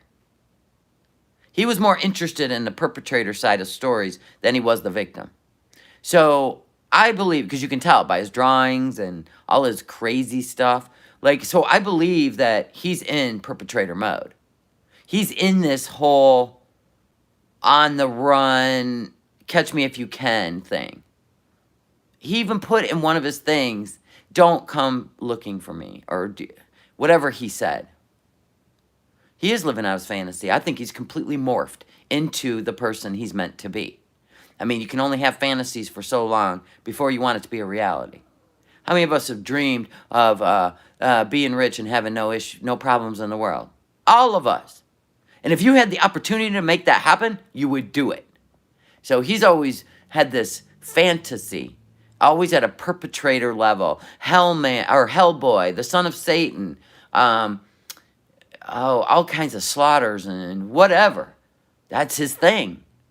And I think after he killed her, he entered that world. Yeah, Natalie Holloway. Like, Aruba is another place. And listen, if these people, if he even just made his parents take him there, by manipulation, by threat, they just want to get rid of him, fine, we'll take you there. Don't come back. Money doesn't solve problems. No shit. Yeah, Satan's his mom. He's Hellboy. He's the son of Satan. Jamaica. Oh my God, there's so much south. I believe they took him south. Cuba, but I more think his camping skills. He's on some island with prepper stuff. Exactly. I mean, you could use a simple bass boat. Right, what if the dad has boat skills? You know what I mean? All they had to do is charter a boat, rent a boat. Thank you. Sins Camilla. Thank you. Jamaica, right, there's plenty south. I don't believe they would have went north. It would have been too obvious. People would have spotted the truck with the camper on it. I think they drove that somewhere south. They parked it. They maybe even disconnected the camper, took the truck, got him on a boat, got him somewhere, and out he went. I mean, you can pay people all day long. Yeah, the opposite of lost. He did put that on Pinterest. Remember when he said, only when you get rid of things do you truly live, or some shit. Listen, he's been planning this. No, he hasn't planned on killing her. That was probably a heat of passion, but he fantasized about it. Probably every time they got into a fight and he got heated, he probably fantasized about it. Because that was kind of his mind. Go check out his shit on social media. He put it everywhere. Even on Pinterest. That's so crazy. I mean, that certifiably crazy. All his gore. Like, I think she would get all nutty like some chicks do when they're upset. And I think that's what he hated most about her, was she wouldn't shut up when she was upset. You know, bah, bah, bah, bah, bah, bah, bah, bah, bah, bah. We all know. We've had teenage daughters where you're like, just bring it down a notch, and they just go off more. But I think that's what morphed him into snapping. It was just shut up. And, but I think, yeah, it was this fantasy, and then it became a reality. Lots of places to hide in upstate New York. People from Long Island love it up here, and there are lots of places to hide. Many places without cable or internet. Possibly, because they're from New York. They're from Long Island. Well, actually, Gabby's from Long Island. I'm gonna choose another country because he's so widely known, and New York is where they're from. I think he would be spotted too easily. The book Fight Club, which he did some art on, has a quote, "It's only after you lose everything that you're free to do anything." Absolutely, that's the one, yes. I think he got pissed that they got pulled over, and that's why he killed her. That's why I think that's why I thought that it was a correlation with Kylan, because it was right in front where Kylan worked. Crystal worked at McDonald's. Kylan worked at the Moonflower Co-op, and it was right outside of the Moonflower Co-op that this all took place on the 12th, and I think he might have thought that Kylan called the police, and he went back for her. That's because it's too coincidental, but if it doesn't tie in, it doesn't tie in. I'm just saying that he seemed to be very agitated that the police got involved, maybe to put an eyeball on them when he already had a plan on getting rid of her by going cross country. Maybe to look like an accident, but then ended up being a moment he snapped. I mean, I kind of feel like this might have been planned. I mean, all the postings. Hi, Uncle Boozy. He was humiliated with the cops. Exactly. You don't humiliate those kind of people. You can see his temper had been building for days. Oh, yeah. In Utah, a park ranger told Gabby that their relationship was toxic. Yeah, he didn't want to be exposed because what happens? Like, what happened to the one woman that went to kill her ex-husband? She rented a car, filled the trunk with gas cans, or was that Jodi Arias? Filled the trunk with gas cans, drove all the way to Texas, and because she didn't want to stop and have a record of anything. And so Brian might have taken her cross country, and then there's too many weird things with this. Like, he flew home in the middle of their trip on the 17th. They found Crystal and Kylan on the 18th, found their bodies. Was he trying to create an alibi? Oh, I was in Florida. I wasn't even there. Do you see what I'm saying? A vacationing accident. Right, like that could have been his plan. But then the whole police stopping them, the Kylan and Crystal thing, like now things were not going as planned and things were getting weird. He was getting out of his head about all of it. Was he going to do it? Was he not? He flew home to Florida because he figured there's no way this can happen. I'm just going to leave her there. And then he flew back. Because then in his mind, he's like, no, we're going to do this. You know what I'm saying? Yeah, like he was, his whole plan got ruined from the police pulling them over. Because nobody would have known who they are, what they're doing. And then now all the sightings coming forward and all the stories. Like, he's just, screw it, I'm out of here. You know, I got to leave the country, whatever. I don't know. We'll see. But it makes more sense than these girls were killed by accident, just not even related, just some creepy guy. Well, maybe he liked to wander around at night. Maybe he was creeping on them, trying to scare them. Then, you know, maybe that was the thrill for him before he killed them. I mean, we already know he ain't right in the head. So maybe they're keeping it under wraps that he was involved. No correlation. Oh, okay. They like to do that to us so we don't. So he doesn't get word that now they want him for 3 murders. Like, you know what I mean? That's why they're saying he's just a person of interest. They're not releasing the autopsy results of how she was killed because there's some correlation somewhere. Yeah, crazy. Ouch, ouch, ouch. I can't lean that long. Let's see if anything is going on. I'm telling you, 5 days in the reserve. It's time to move on. Oh, God, no, we ain't watching this. I am not dealing with that agenda. We're not listening to it. It's not going on my channel. No. How did they report to cops? Did he think they were the ones that did? I don't know. That's my theory. Because they were right outside that co-op and Kylan was working. They had an encounter. I mean, you never know. And then that night, Kylan and Crystal went to the Woody's Tavern and he may have been stalking them after the police thing. You never know. You never know. He could tell Gabby he's going hiking at any time. And she stayed in the van. You never know. Maybe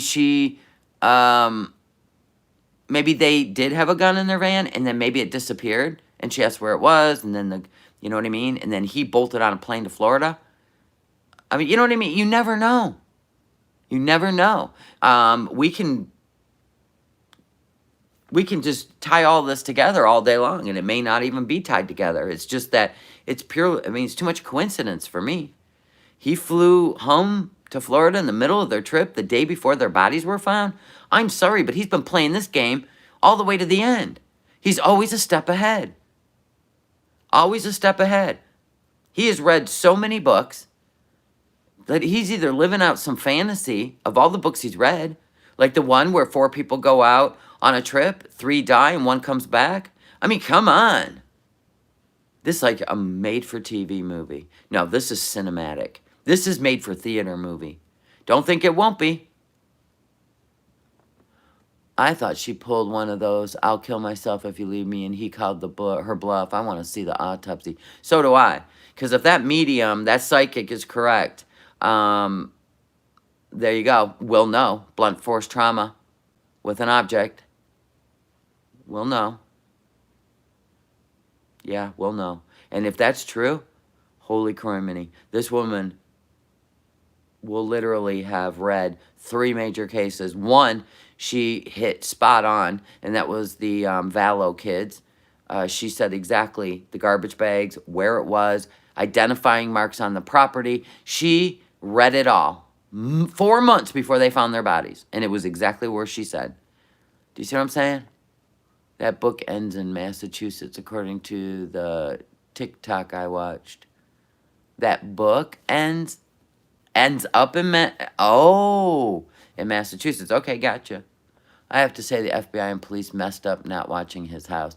Well, of course they did. They should have followed that family camping. How could that family take off camping not thinking they're being watched? Oh, I know how. Because she wasn't reported missing till the 11th of September. The 12th, the FBI came and took the van out of the driveway. They left on the 12th. So nobody paid any attention. They just wanted to check the van out.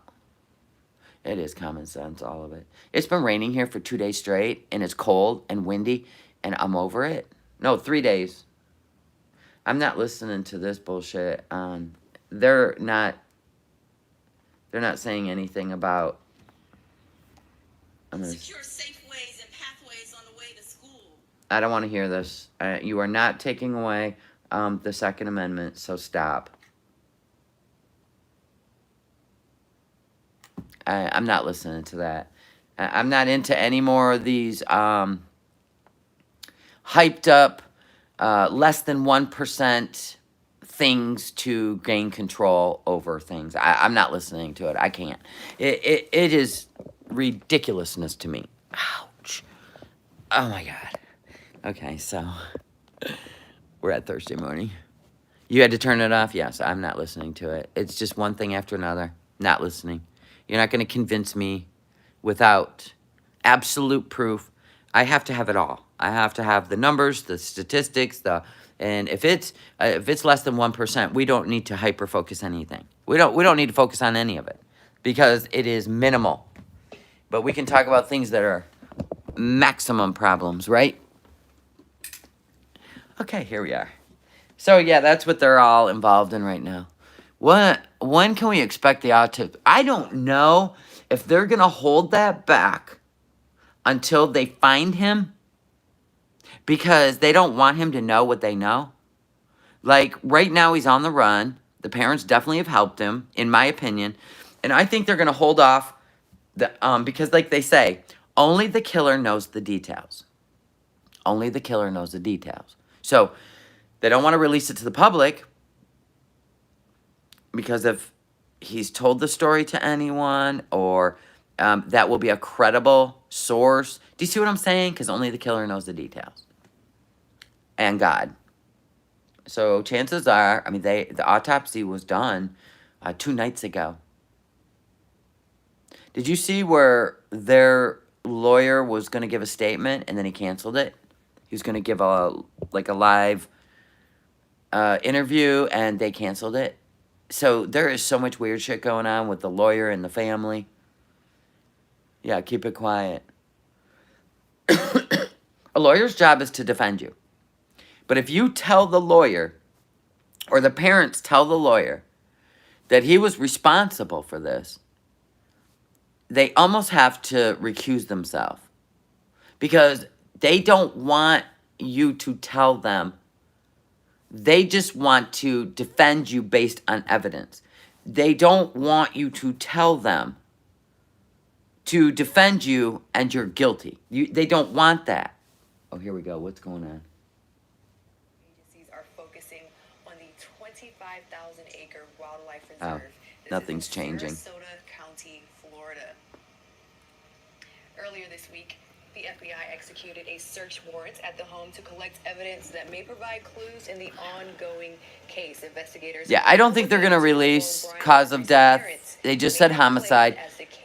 They already know, or they wouldn't have deemed it a homicide until they find him. Know that this case is causing a lot of twists and turns. Investigators and authorities are using every He's possible literally resource to find living a book Laundrie as to the create a movie. only person of interest in this case. So a little bit earlier in the show, I actually had the opportunity to. Yes, they already said that if the parents had anything to do with helping him escape or any of that stuff, that they will be charged. John Walsh is already on it. He said, I will find you, douchebag. I am saddled up and I will find you. That's what John Walsh said. So now he's one of John Walsh's, you know what I'm saying? Yeah, and they'll get jail time. I'm going to let you listen to this while I go to the bathroom. Analyzing that very famous traffic stop that we're seeing across the country. He says that there may be some clues in that very traffic stop. So I'm going to send some of you off to a commercial break. And when we come back, I'll replay that interview for you all in full right here on Live Now from Fox.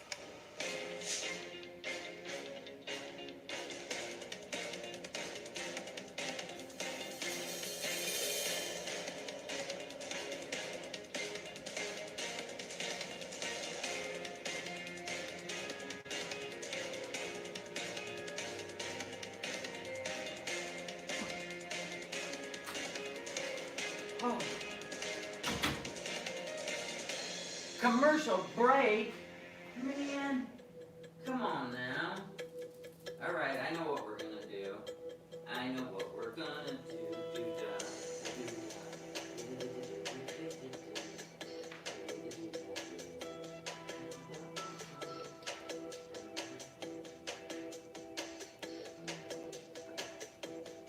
Here's what we're gonna do on break. I have a captive audience. Here's what we're going to do on break. All right, they're on commercial. So, I want a mod to go and drop my Etsy store, No Madness Boutique, because not only do I make face creams and soaps and all that yummy shit, I also, and natural deodorant. Thank you, right there. Go favorite my store. It's important. We also make jewelry. This is a pink rose quartz twisted wire ring. This is a purple crackle twisted wire bracelet. Now these are great gifts, one of a kind, handmade for Christmas, for someone you love. There's hematite. These are energy bracelets. Trust me, this is mental clarity. It works. I also make memory bracelets. This is coastal. This is the bling. I make memory bracelets. So you don't need to know somebody's wrist size for these. They just twist on, and then they just come right off. They're beautiful.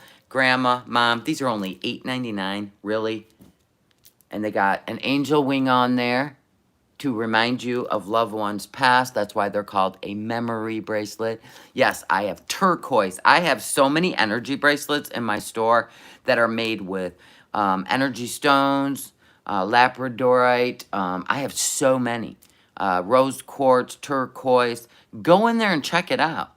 And my stuff is priced probably 3 times, if not 4, lower than you will find energy bracelets on QVC or any of those. They're like anywhere from $76 to $150.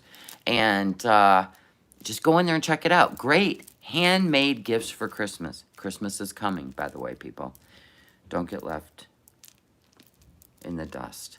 So, memory bracelets. We've got energy bracelets, hematite. It's an amazing, they used to crush this and do cave drawings with the powder. Yeah, if you spend $35, free shipping. So there's soaps, there's eye serum, there's face cream, there's rose clay face bars with a loofah scrubby. There's so many wonderful things in there. Oatmeal, milk and honey, tea tree bars for your feet.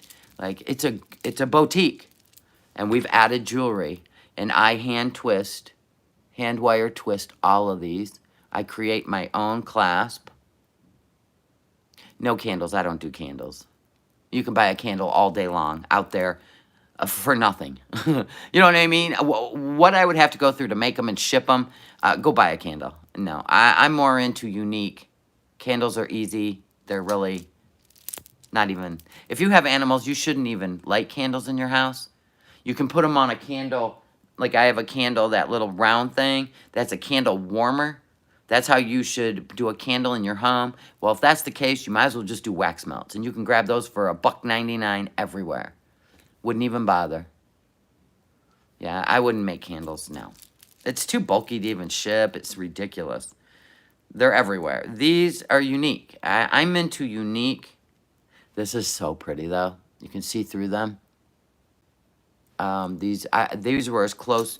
I didn't like amethyst actual stone because it was so dark. I didn't like it. I wanted some like actual purple. I also make the periwinkle blue energy bracelet with the fire agates. Yeah, I'm into unique, not run-of-the-mill kind of crap. But we have earrings, twisted wire earrings, and there's going to be more things coming in the boutique. More things to come. Unique. Oh, and I have air diffusers. They're beautiful. You hang them in your car. They're glass. And then you just tip them and the lid gets saturated. I fill them. I have a bunch of scents. You hang them from your car. They're pretty. They last way longer than any air freshener. Yes, absolutely, Gary. Brian Laundrie's premeditation is a schizophrenic manifestation. Thank you, of inclusion. Thank you very much. You are correct. Gary knows the entire workings of schizophrenia, and I also believe that this is schizophrenia. Usually the first episode, like even though the ideation of gore and killing was romantic to him in his mind, I believe that the first onset of a full-on schizophrenic episode is usually early 20s, anywhere from 20 to 25 years old, and Brian was 23.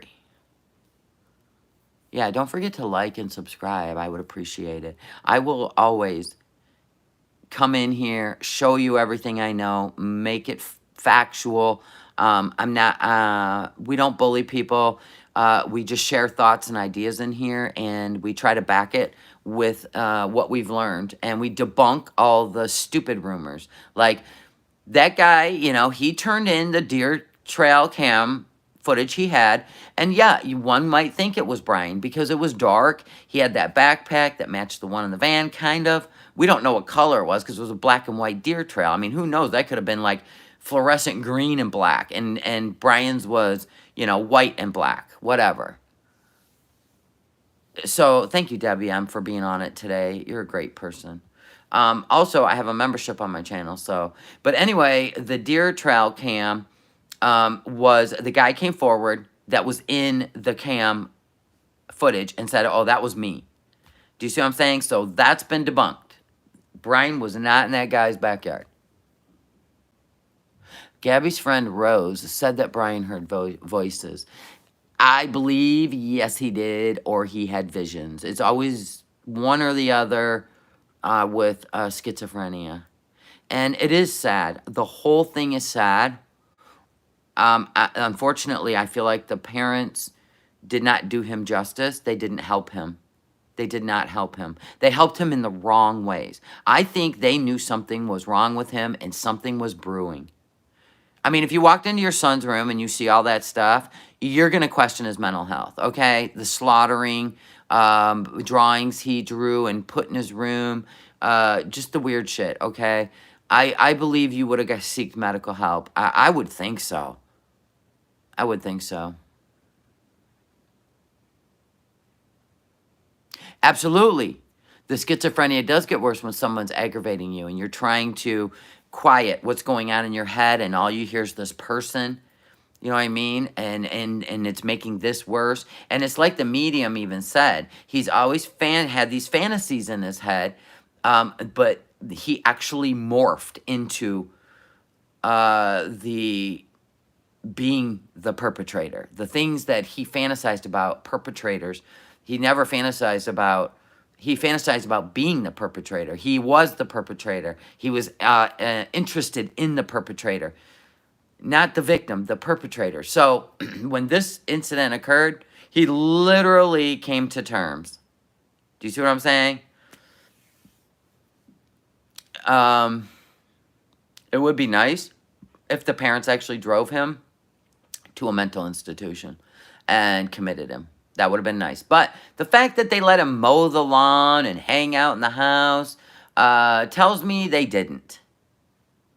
Helped his dad with a camper van. He drove all the way back from Wyoming after he killed her. And nothing. They just went on his life as normal. Even the family. That girl lived with them.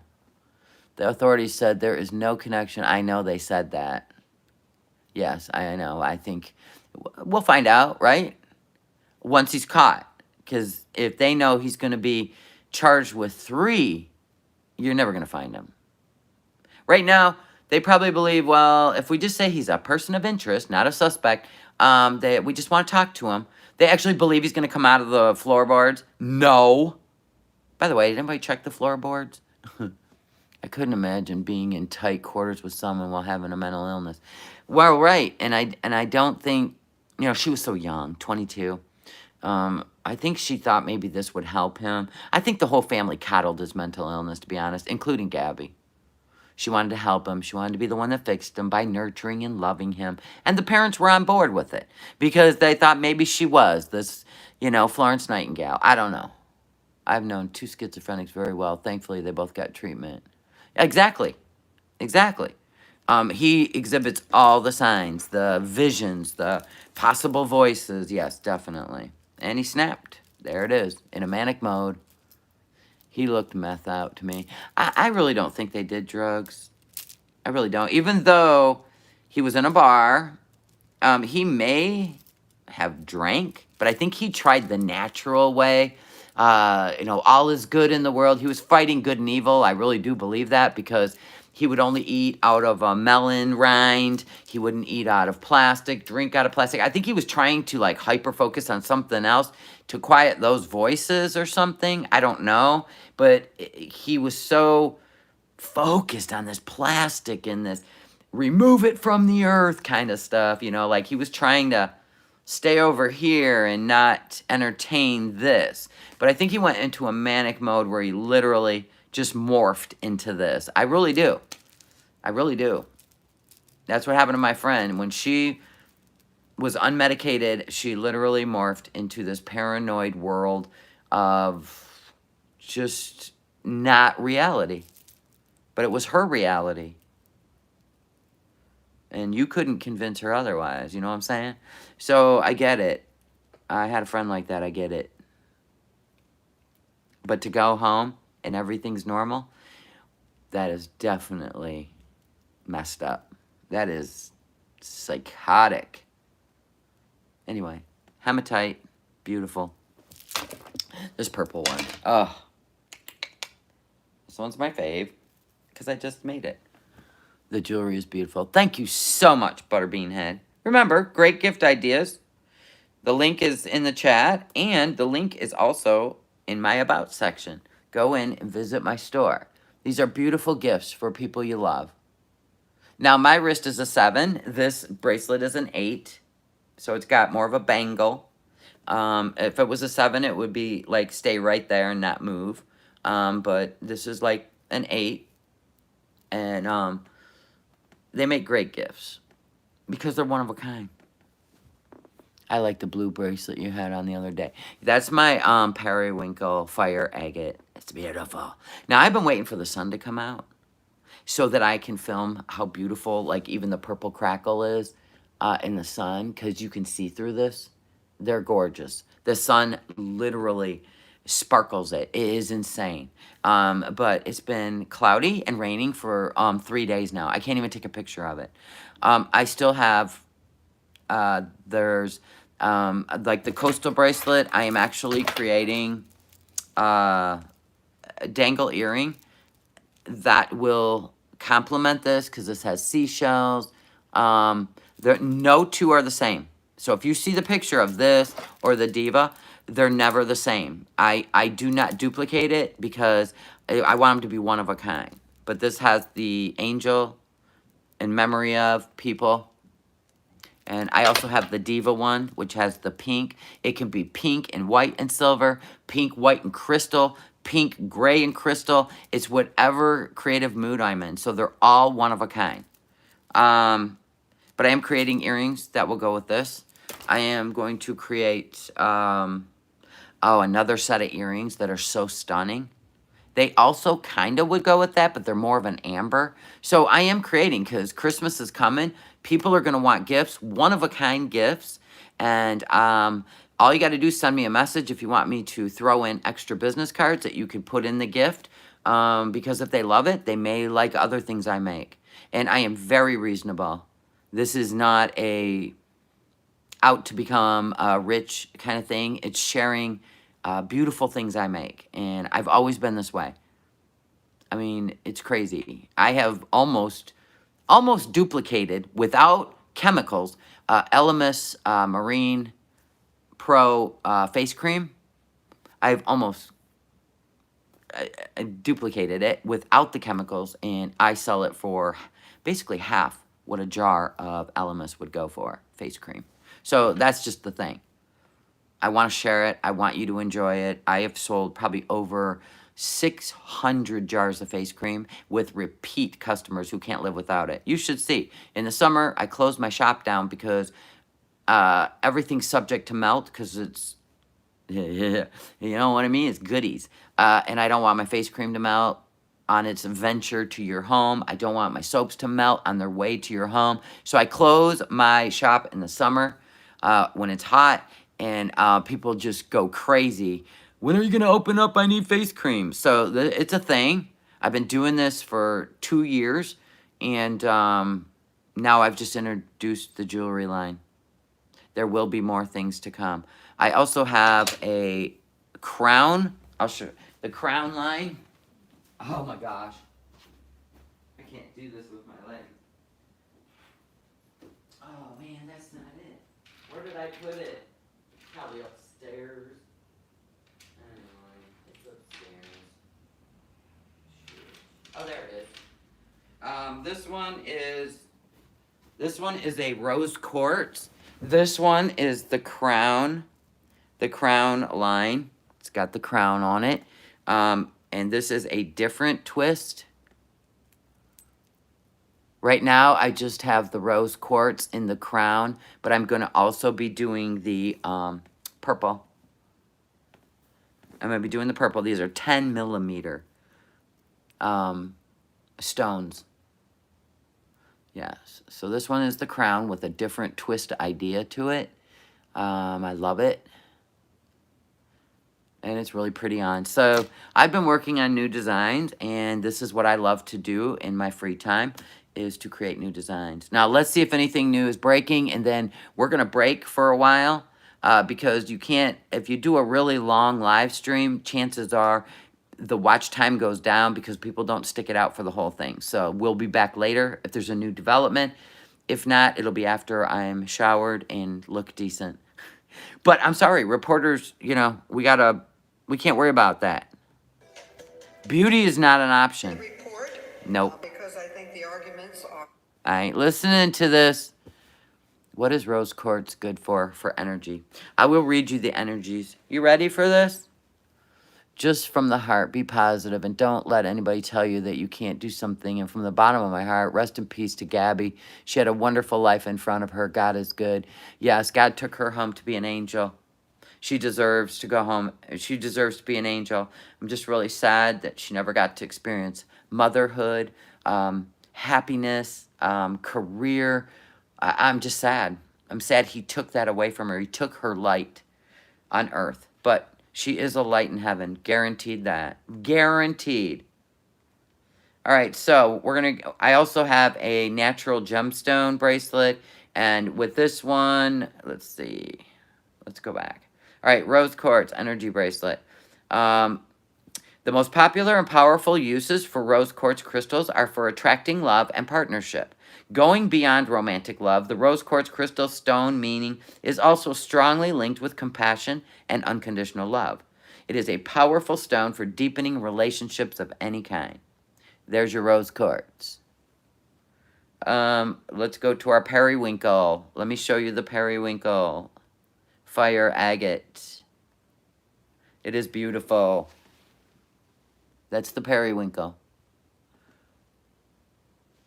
It's different facets of the blue. It's stunning. All right, so the periwinkle, beneficial for grounding, bringing about an emotional, physical, and intellectual balance. So it's a grounding stone.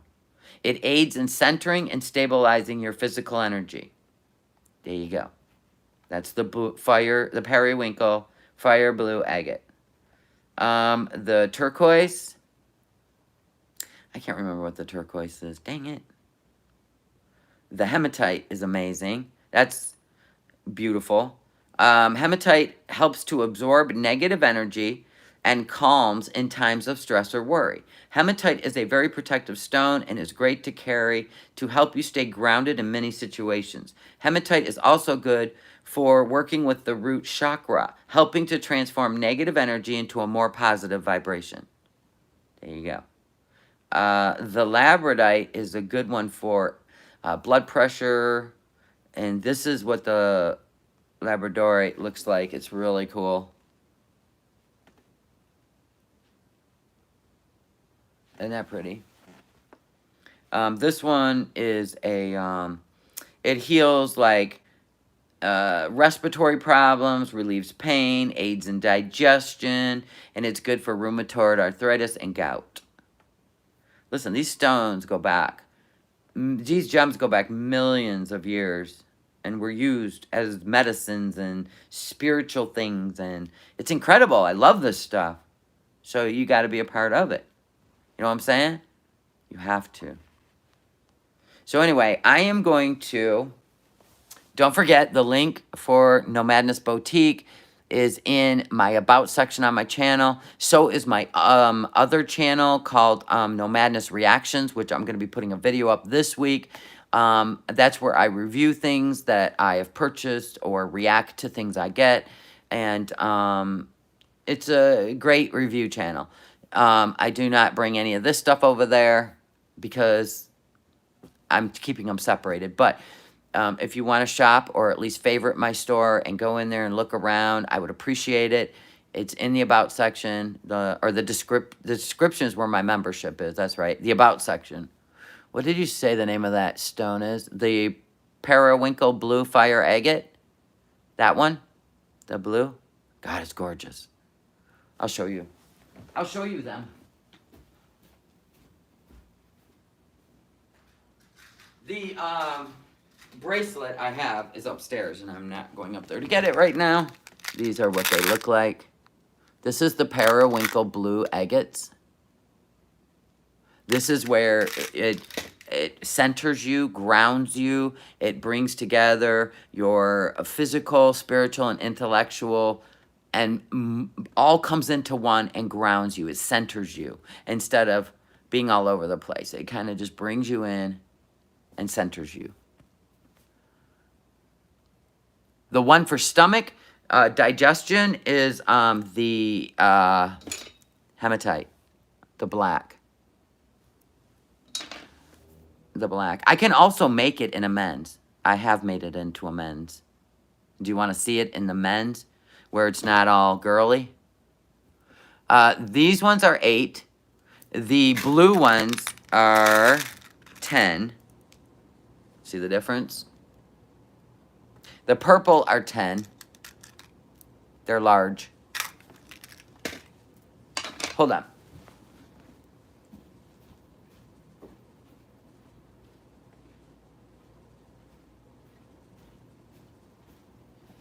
This is just a prototype, but I can do it in hematite. This is a men's.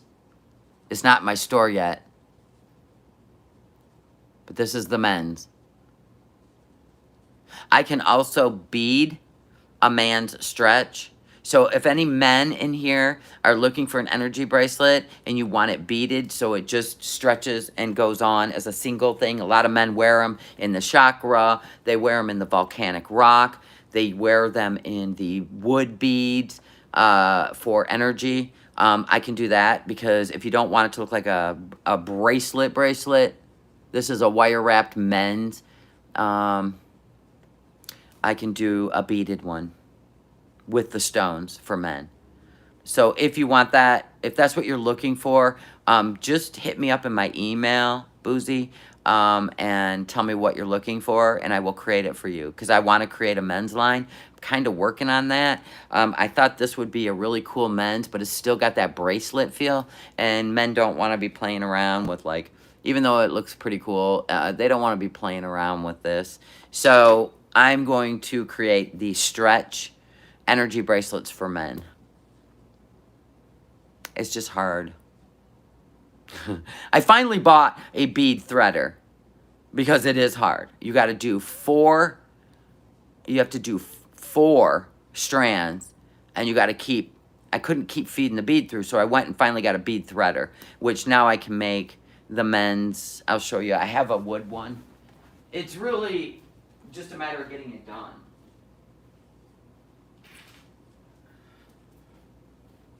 I'll take this one off. I'll show you. This is a men's. This is just a wood bead. See? Now I can do this. That's a lot of beads though. So if I'm going to be doing, that's a lot of hematite. Do you see what I'm saying? But this would be a men's, and I can do it in the hematite. This is the wood. I can do it in any of the energy stones, but it takes, whoa, a whole lot of stone. So they're not going to be cheap. So I haven't done the men's line yet. Ouch. I haven't done the men's line yet because of this. It's expensive. But the females is not. So there you go. And same with this. This is a lot of beads. And they're not cheap. I get this from bead companies. I get the beads from bead companies. This is not, this is just a metal bead just so I could play around with it. But, I mean, it's cool as hell. It's just way too expensive to make. You see what I'm saying? So, that's what we're working on in the No Madness Boutique. But, Boozy, if you are looking for a hematite in a men's, just hit me up in my email, and we'll work something out, okay? All right, guys, I am going to take off for a while, and when I come back, Hopefully there's a new development in this Brian Laundrie case. But I just have this funny feeling he's in another cream. We're not some this weekend, and then they'll go in the store probably by Sunday. An infinity wrap around one stone would look good on a man. No, not with the wire. Still looks like a girl's bracelet. Men are wearing leather, and men are wearing wooden and volcanic for energy, hematite, but that's about it. And they're wearing them like this because it's a man's look. This does not look girly on a man. Anything with wire looks girly on a man. It does. Trust me, I've been playing around with this. An infinity, I have an infinity ring, but I call it the barbed wire. So there's a lot in there. Go look around. Yeah, there is leather. You can do leather with, and you can do a wire wrapped hematite bead on a man's. There's a lot, but the leather is a whole nother workshop. I haven't even got into it yet. And it's a whole thing. There's so much equipment you need to buy to create the leather. Yeah, so much equipment. And listen, my store, I'm lucky I'm getting 3 orders a week. I am not investing in anybody's new ideas, because every time I do invest in people's new ideas, they never come in and shop. They're just typing it in the chat. And I'm the kind of person that's like, oh my God, this is what people want. And I go spend the money on it, and then nobody orders it. So I'm not wasting any more money. Thank you, Sunshine. What you're doing is looking good. Thank you. So, yeah, we got a lot in there that has been recommended. And then here I sit with all this jewelry. Actually, I'm creating a whole bunch of stuff because I may end up going to a, I don't even, listen, I can't even say the word flea market because I instantly get aggravated. I hate flea markets. I hate sitting at a table while people touch my stuff. How about that? That's the weirdness in me. That's why I don't like garage sales. I'd rather give it to Goodwill than have someone combing through my stuff going, oh, I don't know. Excuse me, I bought that for a reason. What are you giving it that look for? See, that's how I am. So that doesn't work for me either. Just like I don't like people touching my stuff at a flea market because I'm a germaphobe. Now I got to go through and wipe everything down while they're trying it on. They're looking at it. Their kids sneezing on it. I want to throw it all in the garbage. That's why I can't do flea markets. But I got to think of something. Even if you package it all, they will go through it. Ooh, no.